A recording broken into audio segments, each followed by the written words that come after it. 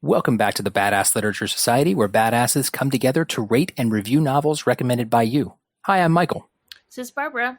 I'm Lauren. This month we read Tress of the Emerald Sea by Brandon Sanderson. And I will give a little bit of info on the author. Brandon Sanderson is an American fantasy author, a Nebraska native. He currently resides in American Fork, Utah.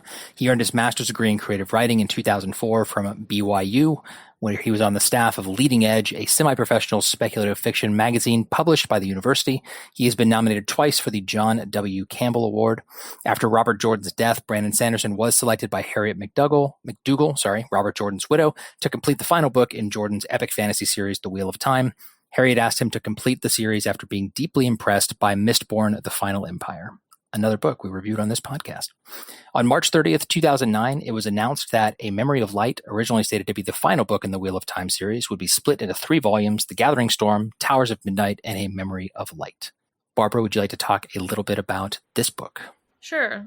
This was originally published on April 4th of 2023 for the general population, because I do know this book came out earlier if you did the thing. What is it called? So this book was part of a Kickstarter campaign. That. Yes. So if you kickstarted it, or whatever the verbiage is for that.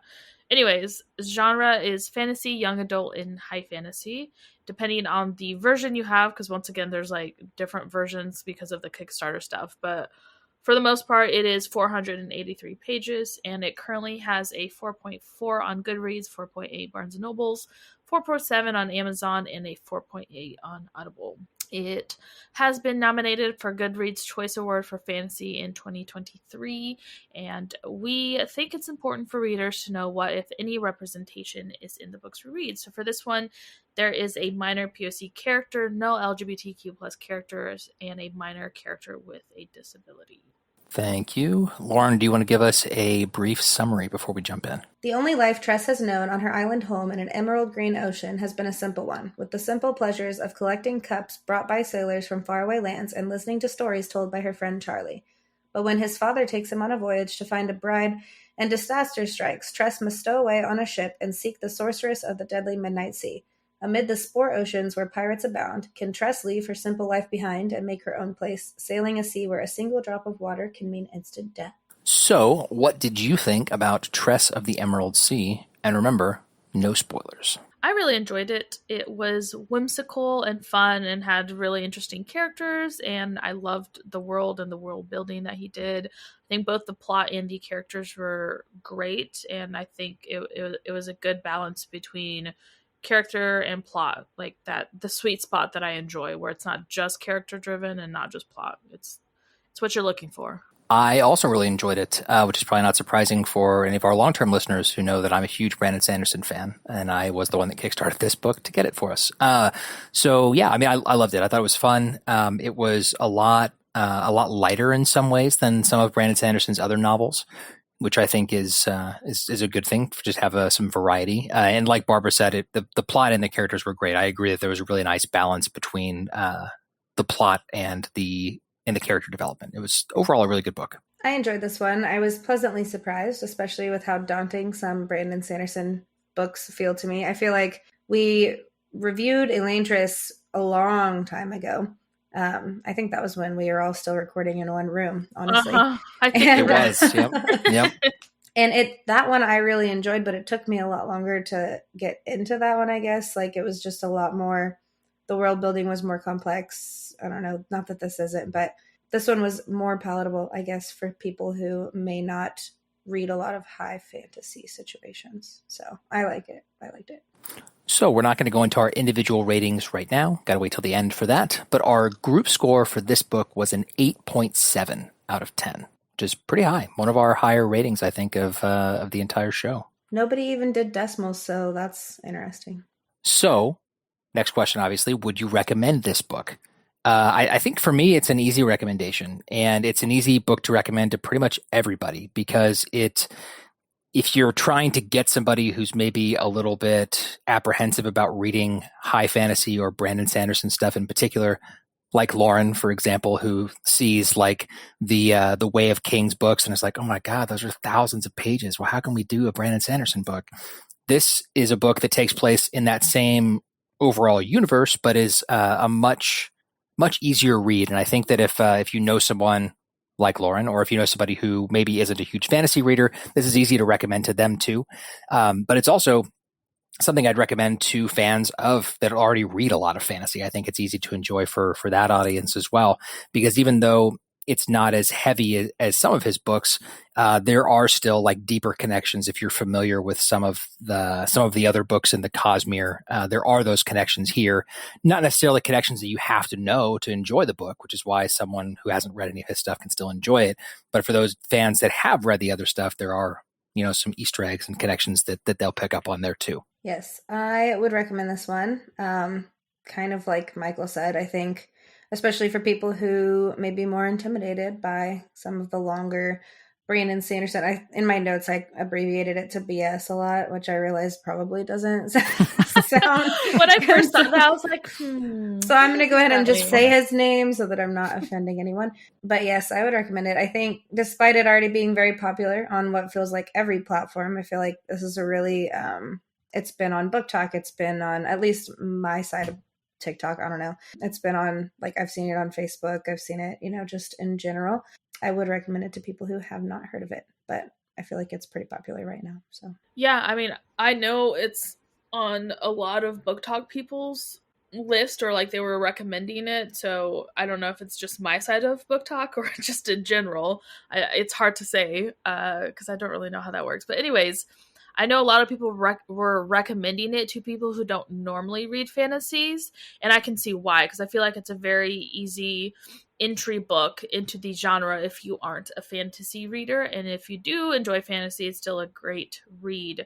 So I think it strikes that balance where it's not super intimidating, like it's not super long, the world and the people and the cast of characters are easily digestible.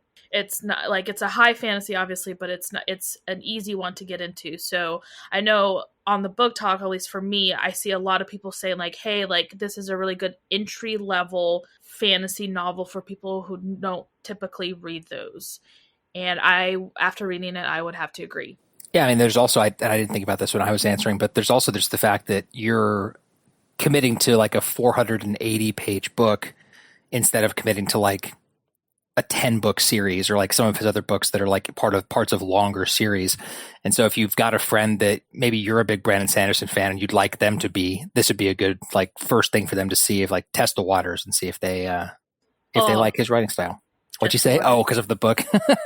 Test the spores. Yes. But I also feel like, though, that could be deceiving, because if I told somebody to read this book and have this be a reflection of all the rest of Brandon Sanderson stuff, I feel like that's not fair, because this one was a lot less, I don't even know if like complex is the word, but like Elantris, there was a lot more like learning to be done about the world. Like there was a lot more technical things. There was a lot more like, there's like other language things meaning other things, like it was very layered, I guess, more so. And this one was a lot more like just more straightforward, I guess. And so I don't know that I would say like read this one and then you can dive into other BS books because I feel like this one was definitely easier than some of his. But for those of you leaving us, don't forget to give us a rating and a review if you like us. Make sure you're following us on Facebook and Instagram at Badass Lit Pod is our handle on both places. We want to hear from you. If you've got a book you want us to read, please let us know. Send us a DM or leave the book in the comments. Now, Lauren is going to give us a short preview of our next episode. Next month, we are reading The Best Way to Bury Your Husband by Alexia Castale. Yes, a very great self-help book. Just kidding. I had a friend that asked for it that way at the library, and I died because the little old librarian was like, "What genre is it?" And she just like deadpan was like, "Self-help." And then the lady behind her was really concerned. It was hilarious. It is fiction. Is awesome. It is fiction. Here's the preview. A dark comedy about 4 women coming together to heal the damage their husbands have done and hide their bodies once they've killed them. When Sally kills her husband with a cast iron skillet, she's more fearful of losing her kids than of disposing of a fresh corpse. That just wouldn't be fair, not after 20 years of marriage to a truly terrible man. But Sally isn't the only woman in town reaching the brink. Soon, Sally finds herself leading an extremely unusual self-help group. And among them, there are 4 bodies to hide. Can they all figure out the perfect way to bury their husbands and get away with it? First to join is former nurse Ruth, who met her husband as a single mom. Now her son is grown, and her husband's violence builds by the day until an attack on the stairs leads to a fatal accident for him. A few doors down, Samira's last straw comes when she discovers her husband is planning a campaign of violence against her eldest daughter, who has just come out. Janie, Sally's best friend, has just had her first child at 42. Sleep-deprived Janie needs a hero to slay the monster in the fairy tales she whispers to her daughter each night, and as her husband's violence escalates, it might just be her. Together, fueled by righteous anger but tempered by a moral core, the four women must help each other work out a plan to get rid of their husbands for good. Along the way, Sally, Ruth, Samira, and Janie rediscover old joys and embark on new passions in work, education, and life. Friendship and laughter really are the best medicine, and so is getting away with murder. Interesting. Yes. It sounds fun. Yes, yes. Remember, the second part of this episode is an in-depth look at Tress of the Emerald Sea. So if you do want to read that book, stop listening right now and then come back and listen to the rest when you've finished. My bulky blender was such a pain to use, I ended up hardly ever using it at all. But the BlendJet 2 portable blender makes blending so easy and convenient, I use it just about every day. BlendJet 2 is portable, so you can blend up a smoothie at work, a protein shake at the gym, or even a margarita at the beach. It's small enough to fit in a cup holder, but powerful enough to blast through tough ingredients like ice and frozen fruit with ease. BlendJet 2 is whisper quiet, so you can make your morning smoothie without waking up the whole house. It lasts for 15 plus blends and recharges quickly via USB-C. Best of all, BlendJet 2 cleans itself. Just blend water with a drop of soap and you're good to go. With over 30 plus colors and patterns to choose from, there's a BlendJet 2 to complement just about any style. I rock the ruby metallic print myself because I'm clearly a certified badass. What are you waiting for? Go to blendjet.com and grab yours today, and be sure to use the promo code BADALitPod12. That's BADALitPod12 to get 12% off your order and free 2-day shipping. No other portable blender on the market comes close to the quality, power, and innovation of the BlendJet 2. They guarantee you'll love it or your money back. Blend anytime, anywhere with the BlendJet 2 portable blender. Go to blendjet.com and use the code BADALitPod12 to get 12% off your order and free 2-day shipping. Shop today and get the best deal ever. It is critically important to stay hydrated. I know I'm always trying to be better about drinking more water. Well, I've got a product that helps you stay hydrated. Liquid IV is the category-winning hydration brand fueling your well-being, and their hydration multiplier is the one product you're missing in your daily routine. In just one stick, you get 5 essential vitamins and 2 times faster hydration than water alone. Use it first thing in the morning, before a workout, when you feel run down, after a long night out, or even on long flights. It's festival season, and planning for faster, efficient hydration is essential. Liquid IV has you covered while you prep before, power through to the headliner, and recover after the weekend. Liquid IV hydrates 2 times faster than water alone and 3 times the electrolytes of traditional sports drinks. What I love most about Liquid IV is that it's super easy to take with you, and personally I love the strawberry flavor, but all the ones that I've tried are pretty great. Also, it's made with premium ingredients. It's non-GMO, and it's free from gluten, dairy, and soy. And the company does some really cool things too. Liquid IV believes that equitable access to clean and abundant water is the foundation of a healthier world. They partner with leading organizations for innovative solutions to help communities protect both their water and their futures. To date, Liquid IV has donated over 39 million servings in 50-plus countries around the world. Get 20% off when you go to liquidiv.com and use our special code BADASS at checkout. That's 20% off anything you order when you shop Better Hydration today using our special promo code BADASS, all one word, at liquidiv.com. Now, for those of you sticking around for the spoilers, here we go. So we're going to start off like we always do and figure out who gets the Badass Literature Society Badass Character Award. Barbara, who is your nominee? Mine would be Tress. The girl was committed. I don't know how you can't pick Tress in this book.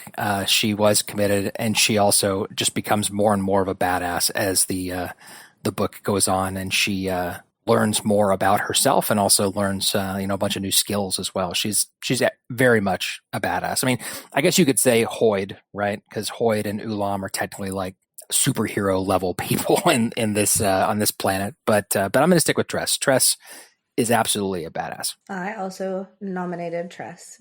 Yay, Tress. You win. It Here's a non-existent Please write to reward. Badass Literature Society. No, I'm just kidding.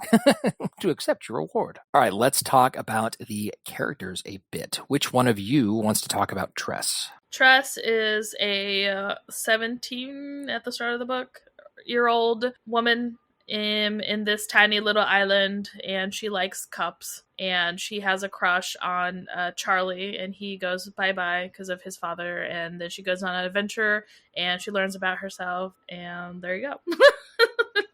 That was a very, very brief summation of Tress, but accurate. Yeah. Okay, let's see. Next character is Huck. Huck is a talking rat that Tress meets aboard the first ship. What is the name? The Crows song. That's the name of the ship that she was on. Right? That's not the first one. No. She met him on the other ship that then got poo-pooed by the Crow song. That's right. And then her and Huck walked through the spores to get on the Crows song. So Huck is to the other one. Yeah. Like I said, Huck is a talking rat. He is like her only friend at times and helps her through a lot of the struggles as she adapts to, going from her very sheltered island life to life on the open seas. And if you're still listening right now and you haven't stopped and you don't want it to be spoiled, this is your last warning. All right, I warned you. Huck, the talking rat, is actually Charlie. Charlie, Tress's crush. It turns out that the sorceress, that's the curse that she put on Charlie, is to turn him into a rat and force him to break the curse. He has to bring Tress back to. Anyway, that is Huck / Charlie. Barbara, do you want to talk about Hoyd? Hoyd is the narrator of the story. He's the one who's telling the story. Apparently, he's a character in all of his Cosmere worlds or whatever. And in this one, he has been sorceress, cursed. He's been cursed, and he's kind of like a simpleton person. And turns out he's like wickedly strong and helps them, but like that's Hoyd. Yeah, his curse was pretty comical at least for someone who knows who Hoyd is, and then seeing. Well, we'll get to the other character in a minute, but next character is the Sorceress. Sorceress is the antagonist in this book. She's really referred to for most of the book just as the Sorceress, and it's implied that she's like the most powerful person on the planet, and she's terrifying, and she curses people. And she has Charlie. And so that's why the whole point of the book is Tress going to confront the sorceress to get Charlie back.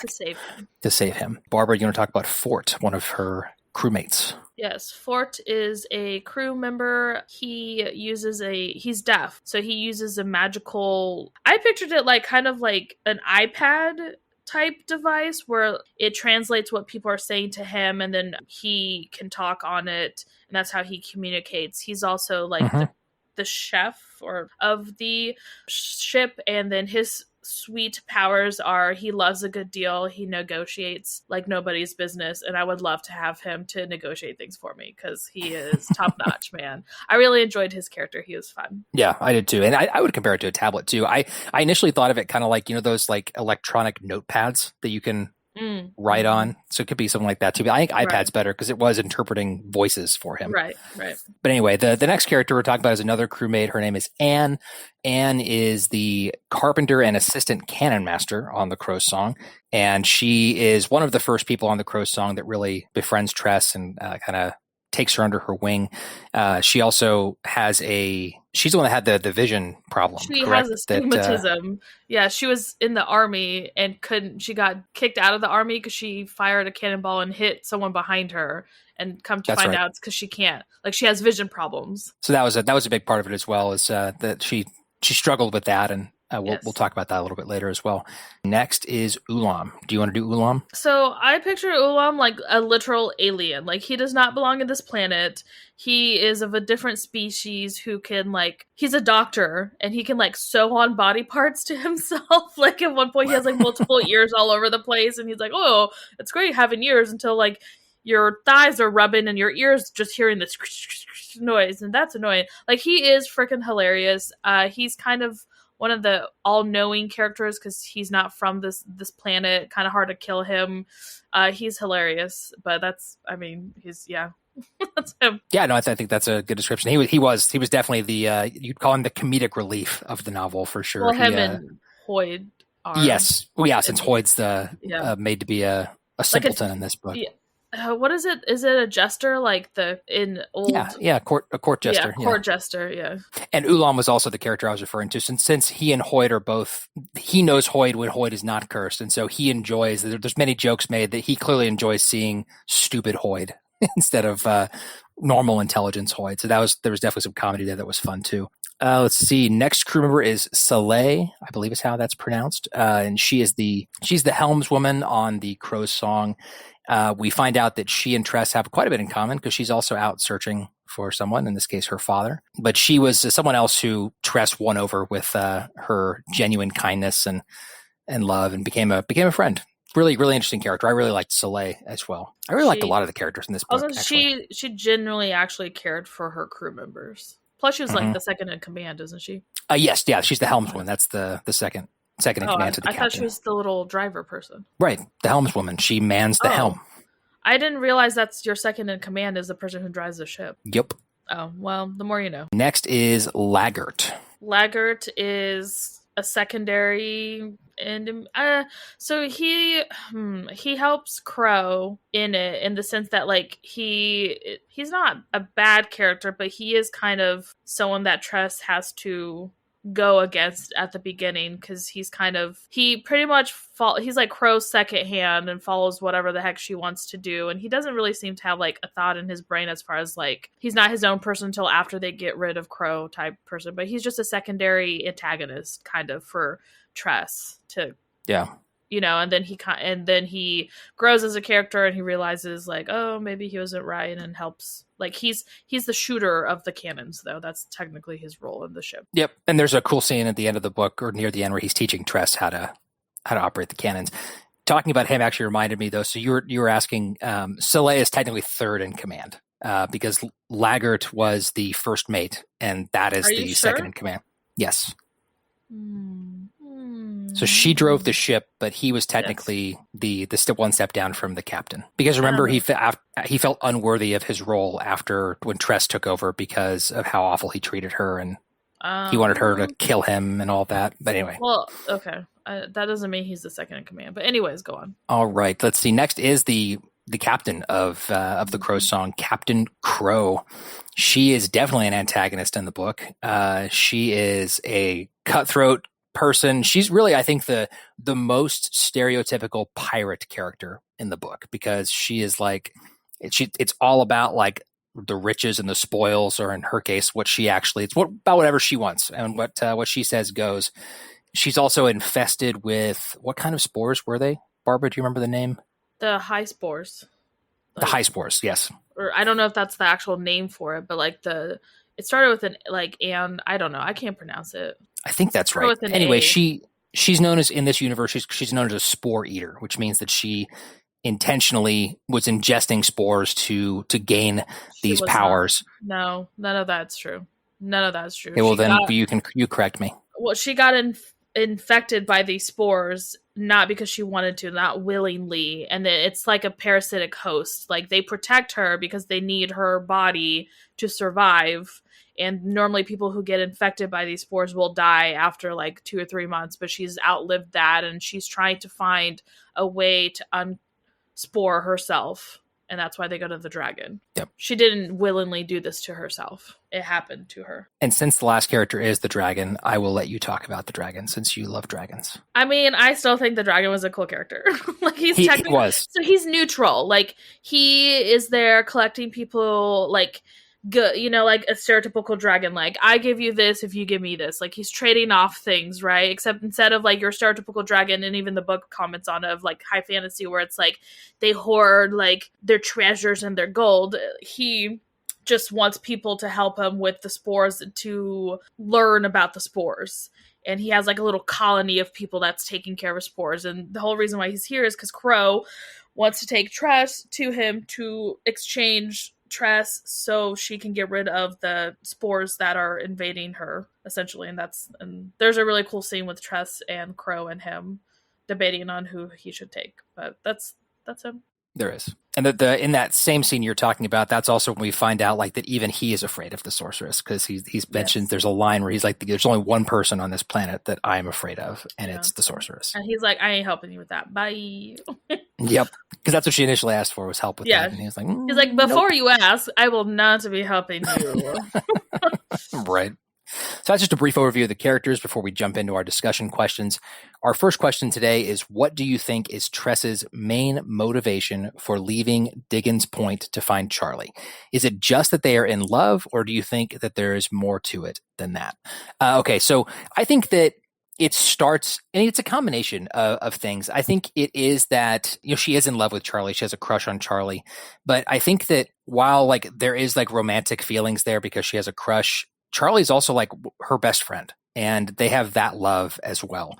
And Charlie, I guess what we didn't mention before, is the son of a duke who is in charge of the island that Tress lives on.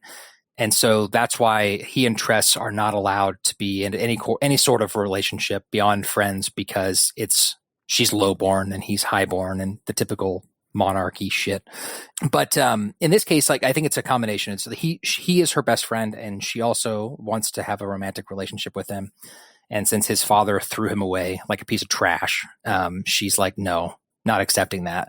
And that's why he's literally the reason the whole story happens, because the dad gives Charlie to the sorceress, and Tress decides, I'm going to leave my homeland for the first time and go save this boy.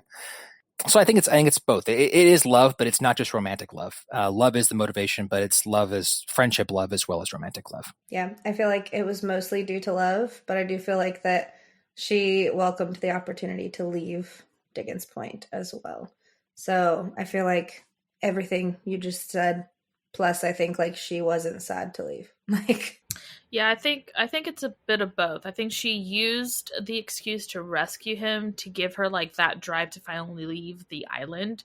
I just feel like it was the push that she needed to be like, oh, like, yes, I love him, but it's also not okay what the dad did, and he deserves to be here. And then the whole like, I didn't tell him I loved him, blah blah blah stuff. So I think it's a bit of both. Why do you think her parents not only supported her decision but helped her make it happen when she made the decision to leave Diggins Point? So I think when you have supportive parents, I think they'd back anything you do. Plus, I'm sure they saw how driven she was, and that she amounted to so much more than just a window cleaner. And that's like Tress's thing was always, she was like, I'm just your stereotypical girl. Like, I don't have anything special about me. I'm a window cleaner. I'm not good at one particular thing. I'm just like there. But like, any parent doesn't think I shouldn't say that. Hopefully most parents don't look at their child and be like, you're just there, like they want to see you, and I'm sure they are like, oh yes, like we can see so much for you, and they can see how driven she was. And if anything, Tress is one of those people who's just a generally very good person. Like, she will give you the coat off her back and be cold than have you be cold. It's just that kind of a person that she is. So I think her parents saw that and knew like nothing was going to stop her. So why not support your child instead of hindering them? And that's the kind of parent you should be. Unless they're trying to like mass murder, in which case you shouldn't support that. So the last thing Barbara said is what I was going to start with, is that I think that they recognized that there was nothing that they could do or say that was going to stop her. So if the choice is to support her and help her so that she has a more successful journey, or get in a fight with her and have that possibly be your last interaction with your child if something bad does happen, they made the choice to support their daughter. I did think, though, that it was really cool, because in a lot of these fantasy stories, when it's the young chosen one is leaving their home village, like, usually the parents aren't supportive. Like, usually they're like afraid for their child, and or they're dead. Or they're dead. Those are the two usual tropes. And so it was really cool to see her parents be so supportive and so willing to help. Yes, I agree with Barbara, and you as well. When you have a supportive family, even if they don't always agree with your decisions, they're going to support them and help in whatever way they can. So basically it's like, even if they're like, I feel like that's not a smart plan, because they love and support her, they're going to not make it more difficult than it needs to be, which more families should do. Mic drop. I'm just kidding. Let's see. Next question. The Crow's Song is full of quirky characters. Besides Tress, who is your favorite character on the Crow's Song, and why? I liked Ulam and all his misplaced ears and quirkiness. I liked all of them in their own ways. I feel like it's hard to pick just one. But if I had to, it would be Ulam. It's hard to pick, as I really, really, really enjoyed all of the named ones, even the Dougs, which is hilarious. They're called Dougs. I loved Four and his bargaining skills. I thought that was so cool to see him do that. And as someone who I feel like is not good at doing that kind of stuff, I'm just in awe of like how he got around to it and like his discussion with Tress about like her bargaining about like cooking and stuff like that. And he's like, you just got cheated. That was a great steal on my part. And it's like, what? I thought that was really cool. I mean, Ulam, he was just amazing, and how utterly non-human he was. Like, he was just like, oh, well, I don't expect all y'all to live, but here we go, it's just like, I'm sorry, what? And then, like, his little ears all over the place, and he's like, maybe this wasn't the best location for my ear, because I don't like the swish-swish noise. Like, that just made me cackle. Like, he's just, I love him. I love the quirkiness that he added to the story. Obviously, how do you say her name? Soleil? Is that right? Soleil, yep. Soleil was just a badass, and I enjoyed how fiercely protective she was of her crew. Like, that right there to me is what Crow should have been. Like, she was begging Tress to be like, I do not want to lose another person. Like, you have to help me save my people. Like, she wasn't even worried about herself. It was like protective of her crew. Love that about her. I mean, Hoyd was great just because of how silly he was, and like his little things is like, I like underpants and they're red or something like that, and like how kooky he was. And to know that like he's like this really powerful person like reduced to like a joke was funny. So I think all the quirky characters, like, it was a great ensemble of a cast. I gotta agree. This is a hard question because I really liked all of the crew members. Even even the captain. She was evil, but she was still a fun character. Like, she was still a well-written character in the book. I think if I had to pick my favorite, I think I would probably pick Ulam. He was very entertaining. His dark comedy had me laughing, and his jokes like weren't really jokes about like, hey, if you die, can I have your left eye, or can I have your kidney? Like, can I have all these different things? He needed another eye on his other forearm. Right. He did, yeah. And so I'm going to talk about Ulan just a little bit. And if you're listening right now and you don't want any information from other Brandon Sanderson books to be spoiled, then skip ahead 30 seconds. So Ulan is really interesting as well because Barbara and I read the First Empire, which is the first Mistborn book. Ulan's species was created by the bad guy in the final Empire. They were literally created by what was his name? The Lord Ruler. They were one of his many creations. I don't remember this. Does it say that? It does. Or am I just like ignorant? It names what Ulan is in this book, and I didn't make the connection until I was actually reading about some stuff after. But yeah, so Tress says what he is, and if you make the connection, then what he is one of the three species that was created by the Lord Ruler in the Final Empire. Did not put two and two together. Yep. So that was kind of neat, that little connection there. The only other Brandon book I've read was Elantris, so yes, yeah, we did Mistborn when you were on maternity leave from the. But podcast. There was an Elantrian reference in this book, correct? Yes, there is. I was going to talk about that in a little bit. Yes, there is an Elantrian in this story. But yeah, Ulam was my favorite character. He was hilarious. I laughed almost every scene he was in, and he was also, even though he was not like he wasn't like traditionally kind like Soleil and some of the other crew members to Tress, but he did care for her in his own unique way. Yeah, I mean, he's an alien, so like human emotions were lost on him. Like he just kind of said what it was. Like, oh yes, I'm not expecting you guys to live. And then she's like, how are you so mean and callous? And he's like, oops, missed that part of trying to be a human, So do you remember, Barbara, from Mistborn, the character of Orsur, the shapeshifter that had to like eat a body and then he could turn into, make himself look like whatever? Is that Ulam? He's a Kandra. Ulam is one of those. Oh, okay. That's kind of creepy now. Yeah. So he's one of those. Or Orsur is another one that's in the Mistborn one. But yeah. Okay. Ulam is one of him. So he's a shapeshifter, so he can look like whatever he wants to look like. That he eats. Kind of creepy. That he eats. Right. Yeah. Fair. I was trying to remember that character's name because I knew you'd remember that character from Mistborn. I do. Yeah. Okay.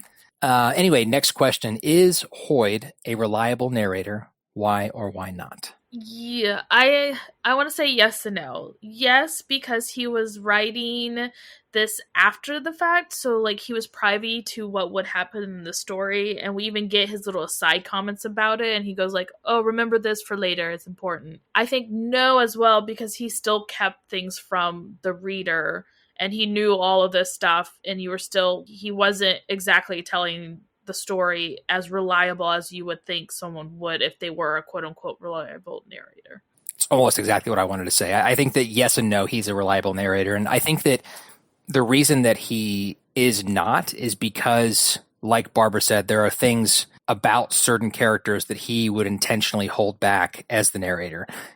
So like, for example, like detailed information about who Hoyd really is, more details about Ulan or the Sorceress. And I think that that some of that is intentional, and it's also I think that the way that the curse that was on him was described, it almost seemed like some of his memories might have been messed with a little bit as well in his state of stupidity, and so in that way, I think it kind of also makes him a little bit unreliable. But most of his color commentary and fourth wall stuff that he did was pretty entertaining. I overall think that he told a reliable story, but there's always a little bit of in there. Yes, for this one, I literally just put that I agree with Barbara. And henceforth, Michael, since he also agreed with Barbara.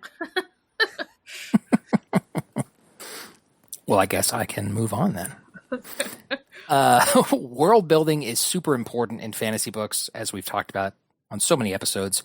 Do you think that Brandon Sanderson did an adequate job of describing and establishing the world in which this book takes place? Why or why not? And yes, I think that he did a fantastic job at establishing and describing this world. I think that honestly, world building is one of Brandon Sanderson's strongest thing that he does. He is very good at building a world and making you feel completely immersed in it, but at the same time, not giving you so much of a dump that you get in some fantasy books, like a lore dump about the world, that you get overwhelmed. I think that he kind of, his world building is kind of like a master class almost on doing it. Like he's very good at making you understand everything that's going on without feeling like you're like, oh my God, there's this and there's this. Oh, what's this? Oh no. Like I don't know. He's fantastic at world building, hard stop. And, I would say the same thing about any of his books that I've read. It's just one of his many skills. He's very good at it. Yeah. I think if one thing can be said about Brandon Sanderson, it is that he is adept at world building, like Michael just said. And I put BS there too. Unlike Elaine Tress, however, this one, like I talked about earlier, was much more easily understood. I feel like it required less analysis and backtracking for me anyway to understand, because I feel like when the world building is super complex, I find myself having to go back. And part of this is because I do audiobooks, so like things get missed. But I'll like go back and be like, wait, what the heck is that like city? What's the significance of that specific thing, element, magical element, whatever? I feel like I really enjoyed this world, and I feel like I appreciated how easy it was to obviously the spores situation, keeping track of like the different types and the different things was probably the most complex thing about the world, in my opinion. And I thought it was good. I feel like, like Michael said, good old BS does a good job. Good job. We can cut that part out. 100%. I really loved this world that he built. The spores and like how they worked and how they were different quote unquote seas of the spores and how they reacted to water was really interesting. Like just overall, the water and the spores was really cool. I thoroughly enjoyed this world that he built. I think it was I hate to say, just like Lauren mentioned, like it's I hate to use the word simple, but I don't know how else to say it. It is a simple world building in the sense that like it wasn't so much different than our world. Like it had different things here and there, and the difference is like we have water in our world instead of water in theirs. It's spores, and water is very detrimental to the spores because if you touch any type of water, and like one of the scenes, it's like if you do that and you get a spore inside your nose and there's water in your nose, then boop, you die because there's infestation of spores in your like nasal cavity. It's stuff like that. Like everything else, it's pretty normal. Like you don't have Well, I guess I was a little like, you don't have dragons in this world, and you do, but it's just one. But it's not so different from ours, like Elantris, where it's not, based off anything in our world. This was easy enough to understand, and I still found it super interesting, but not as overwhelming as, say, like somewhere where there's a bunch of different things. Like this one, there was humans. Like, yes, we had Ulam, but he literally says he's not from this world, so he doesn't count. And I think the dragon also isn't from that world, so he doesn't count. The sorceress isn't from this world, so she doesn't count. So it's like you have humans, you don't have like these crazy races to keep track of and magic and stuff like that. Like there's just spores. That's like the only difference. That was kind of entertaining how he talked about the spores when he was talking about like imagine the ocean that and I don't know, it was fun writing, I thought. Next question. One element that played an important role in this book was the spores and the different spore seas. In what ways did the spores almost become like another character in the story? I liked the concept of the spores. I thought it was really interesting. I don't know that I really identified it as its own character when I was reading. Maybe I just didn't look at it that way. But like you guys talked about in the last question, it was a really cool part of the world. I'll be curious to hear about your characterizations of it. I just thought like it was more of like a plot, not like a plot device, but I guess, yes, a plot device. I don't know. I didn't really personify it. Is that the right term? Yeah, that's the right term. So I guess maybe I did personify it because I feel like the spores was meant to be looked at as more of like an antagonist at first until Tress learned about them and then used them to help her in her quest. I really loved the spores. I thought it was really interesting how he explained it. Because like at first you're like Tress, you're really worried about it because they're like, oh my gosh, if she cries, if she gets sweat on it. At one point she was like, I'm sweating and any little droplet of water, I'm going to die, because she's like crossing the sea on them. And then like when she starts experimenting with them, she learns that there's like a connection. I kind of pictured it like some type of animal, like a dog, that you give it food, which is water, which that's what they want, then it'll kind of listen to you. So like Tress learned that she could kind of manipulate the spores to do what she wanted. And then there's obviously like the different spores and did different things, like the one from the Midnight Sea, the black spores, were really the ones that turned into like creatures, and you could really kind of manipulate them. So I just found it really interesting. And I do think it turned into, like I said, like it was an antagonist until you learned more about them, and then they helped her in her quest to save Charlie. So you said very similar to what I was going to say, Barbara. I think that the spores were made out at the beginning of the book. I don't know if I thought of them as an antagonist, but I think that they were meant to be this like scary thing. And it was really cool to see their description and the way that they're seen change as the book goes on, as Tress gets more and more comfortable with the spores and realizes like what they actually are and what they can be used for. And so, but yeah, I thought that was kind of cool. They, I wouldn't say they were almost like a character. I don't know if I'd go that far, but it was definitely an important part of the book and an important part of Tress's growth. I'm so excited to hear Barbara's answer to this next question. When did you figure out that Huck was Charlie? I didn't. They're happy. I did not. So you can't say finally one time. So I figured Huck was lying about where he came from as soon as Tress asked him about it, because he was being extremely evasive when they were talking about it. She's like, oh, like what Hoy just said, like creatures like you come from the sorceress, and he's like, oh no, not me, I come from a little rat colony, and then we all can talk. And he was like super evasive and like wringing his little hands, and that was like a sign that he was nervous, and all these things pointed out that he was freaking lying. And she's like, oh, okay, I believe you. I'm like, girl, wrong. So that, but honestly it didn't click to me until like we literally got to the island, and I was like, huh, interesting. And then all these little, like the more and more, it would be like 2 seconds before the reveal, I'm like, hi, I bet that's Charlie. So no, I didn't. I don't consider that counting. No, we shall mark this not. For the history books. This is going down as Barbara's first book that she was not able to predict something. Congratulations, Brandon Sanderson, for writing a story where Barbara didn't predict exactly what was going to happen. Oh my gosh. I mean, it was very predictable in the sense that she wanted to use her as the draw for the dragon and all this stuff. All that stuff was very predictable, I thought. Yeah. Aspects of it were, I've figured some of that, but I was curious to know if you knew about the Huck Charlie thing beforehand. So it's interesting to know that you also found out at the exact moment that it was described in the book. That's when I found out. It was when it's like the big surprise. It's like, oh my god, what Huck is Charlie? I mean, I feel like as soon as she got to the island, I feel like when she got there and the source was like, "Oh, sure, you can have him," I was like, huh, $10 is the freaking rat this whole time. And like 10 seconds, then they're like, oh, here's Charlie. And I was like, he's acting real sus. I'm like, that ain't no Charlie. So that was kind of, I feel like that at that point, but like, I feel like that doesn't count because it's like in your face, I don't know. Fair. Did you already give your answer, Michael? I guess I missed it in all of that. I mean, I know it's shocking, but no, I did not figure it out until it was revealed. At least we're all on the same page for this one. All right, next and final question. Do you hope Sanderson writes a sequel to Tress, or do you think her story has been adequately told in this volume? So I think it's hard. It's hard because like while I loved the characters in this book, and so I would be absolutely, I will read a sequel if he writes a sequel. I'll just say that. But I think that what you can say about most of his books, and even his books that are part of a larger series, and actually, I guess I'll ask. So, Barbara, you have only read Mistborn Book 1, the one that we did for the podcast. Do you feel like when you finished that book that you were happy with the ending of that story? Like, obviously, there's more, but do you feel like it told an entire story at the end of it? Like that was an okay ending point?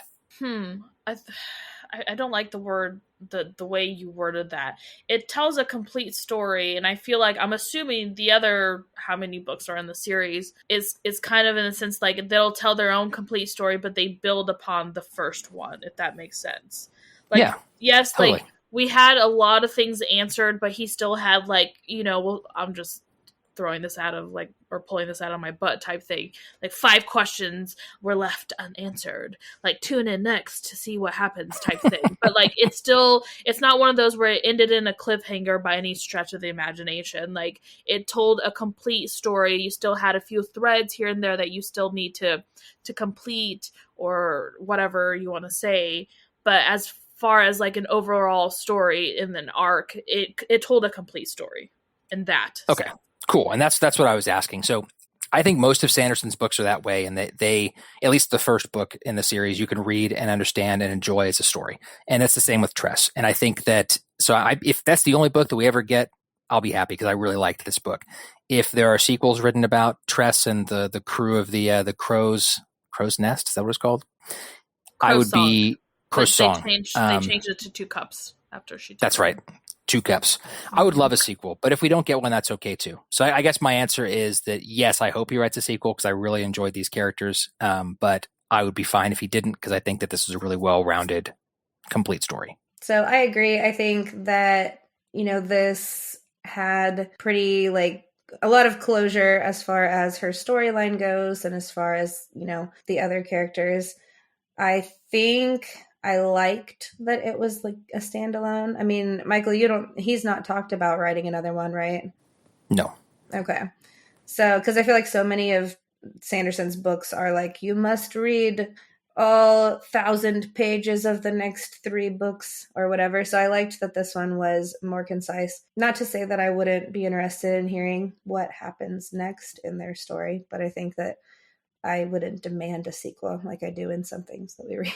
Yeah, I would have to agree. It's hard to say because I think it ended really well, and in most of, if not literally all the loose ends were kind of tied up. Like you can kind of maybe just do like, oh, what happens next? That's a crew. Like they get to explore more, and how did they resolve this, and now they've turned into like the trading post, and like I just feel like you would lose the character growth that you got from this book because they've already done their character growth. Like you get that, so then it's like what it would have to be like a spin-off of right. So I was thinking like, sometimes like too much of a good thing can ruin it. Like there's certain TV series that are supposed to be a one-off, and then they're like, oh, just kidding, we're gonna make it more. It's like, why did you ruin that? Like this ended really well, don't do that. I kind of feel like for this one it's the same. Like obviously if done well, I would love to go back to her character, but maybe I think I would be more interested if we get to just revisit the world that he built,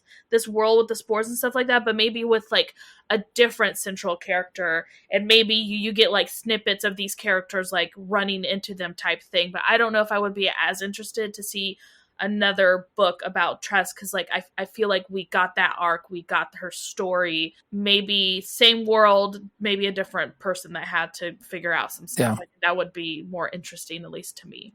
And I mean, realistically, Brandon Sanderson is the author that he's not going to make a sequel because fans ask for a sequel. He will only write a sequel if he believes that there's another story to be told, or if it comes to him. So like there's lots of his books, like Elantris was a standalone book for a long time. And then he came up with an idea and he's like, actually, Elantris is going to be a trilogy now. Like he's writing more in Elantris. So that could happen with Tress later on. Who knows? But I think I'd be happy either way because I don't think he would write the story if it wasn't going to be entertaining. All right. So let's do our individual scores. Barbara, what was your score for this one? I gave it a 9. Originally, I actually gave it a lower score. Then I was talking to Michael and I was like, you know what? There's nothing here that I can pinpoint like, oh, I really dislike this or I didn't like this at all. Like I thought overall I enjoyed reading it. It was quirky. It was whimsical. It was fun. I really enjoyed the background characters. I thought they were all well done and very well-rounded. They didn't seem kind of flat for purposes of just being in the story. They all had a story. All of them even had like small little character arcs. I really enjoyed Tress as the main character. Loved her because she was everything I love as a female character. Like she had her emotions, but she was strong in spite of that. Like she wasn't wielding a sword. She wasn't the strongest one. Like she used her mind and her heart and her emotions. Love that, all about that. So I was like, you know what? There's not like I can't really pinpoint like one awful thing that I didn't like or something like that. So the only thing that I wasn't a fan of was just a lot of his books are very white. Like there's not a lot of diversity in his books. And so that's like my only caveat for that. Outside of that, I think he did a very good job. I also gave it a 9. I thought it was fantastic. I also couldn't come up with anything to say about it that was negative. I'm sure you guys noticed throughout these questions, there's times like, or not, and elaborate on that. And I didn't have anything to say there. So yeah, 9 out of 10. It was great. And I gave it an 8 simply because I don't give anything a 9 or 10. Because that goes to my moral high ground of giving anything a 10 or a 9. Nothing will ever have that high of a score. Oh, man. No, I'm just kidding. But not really. It would take a lot to get like a 9 or 8. We're talking like Harry Potter-esque, like loves, like, I don't know. And I think Harry Potter hits different because, right, like I grew up on it, so there's the nostalgia piece. I'm curious to know if you would reread it now with an adult and everything. I've reread it as an adult many times. And you still, like, because I feel like it's very flawed in a lot of things. Oh, I'm not saying it's not flawed, but I feel like with the nostalgia and all the emotions that I have attached to it, I still love it as an adult. Fair enough. Even just, I think, because of those factors. I feel like, yeah. I mean, so it's not that I don't have reasons that I wouldn't give it a higher score. I think, like, this genre also just isn't, like, my most favorite genre ever. You guys have turned me into a bit more of like a fantasy person, sci-fi. Have you done like romantic fancy? How do you say no, that? Romantasy. Romantasy. Yes, she's read Romantasy. She read Fourth Wing. Wing. Is that count? I really liked Fourth Wing. Yeah, so I think that's your sweet spot right there. I think probably, and I think like I mean, I think I probably would give it a higher rating if it were just me. I don't know. There was nothing particularly wrong with it. Just didn't get me in my feels where I'm like, man, that was the best book I've ever read. Which to me, a 10, that's got to be like the best book I've ever read. That's how I do my ratings. So fair. All right. So our group score for this one, as I said earlier, was an 8.7 out of 10. So yeah, we all liked it pretty well, as you can tell. Make sure you're following Badass Literature for free in your favorite podcast app. Give us a rating and leave us a review if they allow you to. Also, don't forget to follow us on social media. Our username is @BadassLitPod on both Instagram and Facebook. Have feedback about today's episode? You can contact us by writing to badassliteraturesociety@gmail.com. You can also send us a DM or leave a comment on Instagram or Facebook. As always, thank you so much for listening, and we'll see you next month. I'm Michael. I'm Barbara. I'm Lauren. Bye. Bye. Bye.